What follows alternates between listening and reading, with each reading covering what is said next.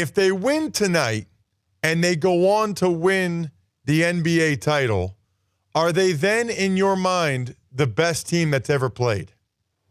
No.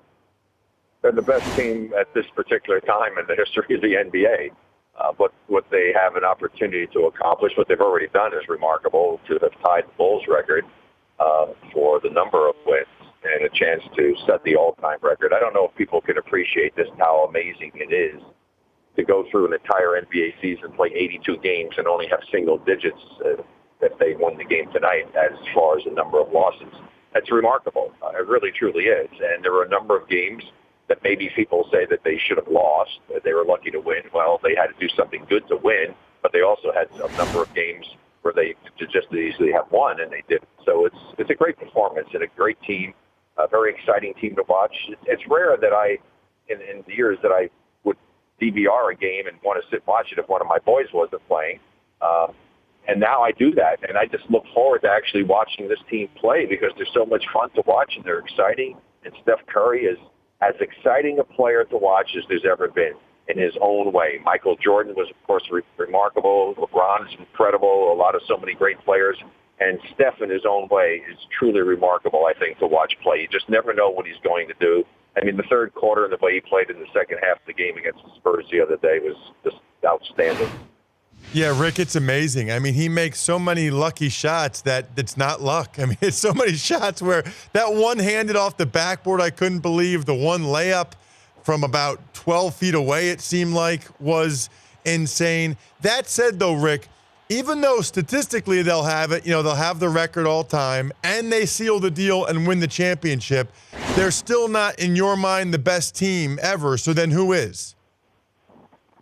Yeah, well, that's very subjective. I mean, you have to just pick teams during their eras. The teams that dominate and play well during the time that they're playing are the best teams of that particular era.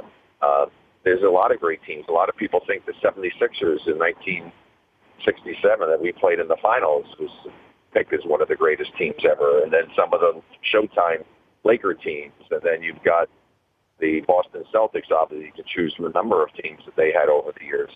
So it really doesn't matter. I mean, it's just good talk, if people want to get together and discuss it, have an argument or something about it, and hopefully do it in a peaceful manner.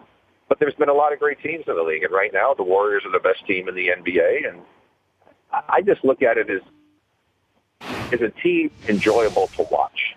And I think the Warriors are helping because they're doing like what the Spurs have done, and they've been the preeminent team, I think, over the last 10 to 15 years as far as the way they play the game.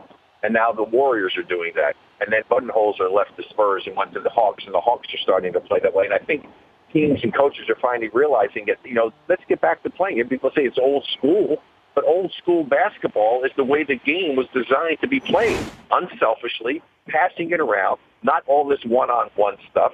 I mean, last year in the playoffs, it was almost embarrassing what they tried to get LeBron to have to do to help them try to win.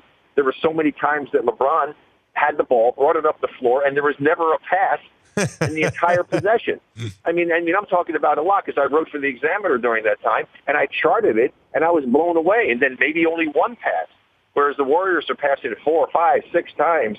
And it's just fun to watch them play that way. And that's the way the game, I think, is more fun for the fans. It's more fun for the players. It's just better. Rick, totally agree. We're sharing a brain on this one. It's Rick Barry. He is a basketball Hall of Famer. He's got a cool website, hydrusperformance.com. That's not my website. That's a website that people should check out because people walk around and they're dehydrated, don't even know it, and it causes a lot of health issues. Just go to Hydrus, hydrusperformance.com. Check it out. Read about it. Put 24 in the promo code if you decide to order some product. There's no sugar in it, and it's got all kinds of medical things to show you that this is the best hydration product out there. And it's going to get the electrolytes and the water into your system much faster than anything else. So try it, and I think you'll feel a lot better. When you go to rickbarry24.com and read about my fishing trips and stuff if you want to do something cool. I like it. You're right, Rick. There are a lot of people that aren't quite as hydrated as they should be. I wanted to ask you. More people, 60 to 70%. I know. I tell my wife, I tell my sister, I tell everybody they need to drink more water than they do, and obviously they can check out that website. I wanted to ask you about the playoffs in particular, and when we have these debates and these discussions of the best teams and the greatest teams, how much stock you put in terms of the ease in which they go through the playoffs. So I'm a Philly guy, Rick, and when I was really young, that's when Moses Malone had the faux.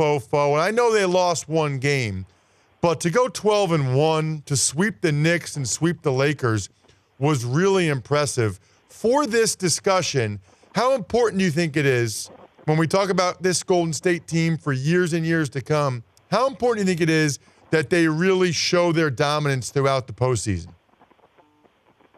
Well, I don't necessarily have to be dominant. You just want to win. I mean, the whole goal for the season is to get there and win the championship, and it doesn't matter how you win it. If you have to go 7 games in every series, what the heck difference does it make? As long as you find a way to win, it doesn't matter. If you can do it easier, I mean, talk about stuff. I mean, come on, our 75 team is the greatest upset in the finals history for the NBA. We swept the team that was supposed to sweep us. We weren't even supposed to be a playoff team that year, so that was a remarkable accomplishment. So all of those things, the team with Moses, obviously, that was a great thing. 12-1 in the playoffs. That's a fantastic performance on their part.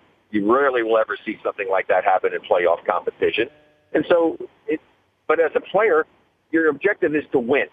If it takes 6 games, 5 games in each series, what difference does it make? As long as you win and you move on and get to that finals and find a way to win there. As a fan, I love to see 7 games. You know why? Because I love greatness. I love to watch great people in all walks of life. And in sports, it's so great when everything is on the line. When it's the last game, it's either a champion or not a champion, because I love how players perform under those circumstances. That's when pressure can become a factor. See, I'm a big believer. Pressure does not exist. And I hate it's used so often, it's ridiculous. Because if you have confidence in your ability to do what it is you've trained to do, you live for those situations where everything's on the line. It's not pressure. It's only pressure if you lack confidence in your ability to perform under those critical situations. And that's what I love to see. How does a guy perform or a lady perform when it's all on the line? Talking with Rick Barry. He's a NBA Hall of Famer, had just a terrific career. He's the all-time leader in free throw percentage. Rick, is there a guy, you're older than me, is there a guy that we can compare Steph to? Is there anybody he reminds you of? Because I don't think I've ever seen anybody like him. No, absolutely not. Here's the thing, but let me correct you. I'm not the all-time leader. I would have been if I was shooting free throws the way I shot my last 6 years, when in my last 6 years I shot over 92%. My last 2 years I shot over 94%. But that's just a little tidbit. Got it. As far as Steph goes, I classify guys who play their position in any sport in a way that's different than anybody else has done it. They're an anomaly, okay?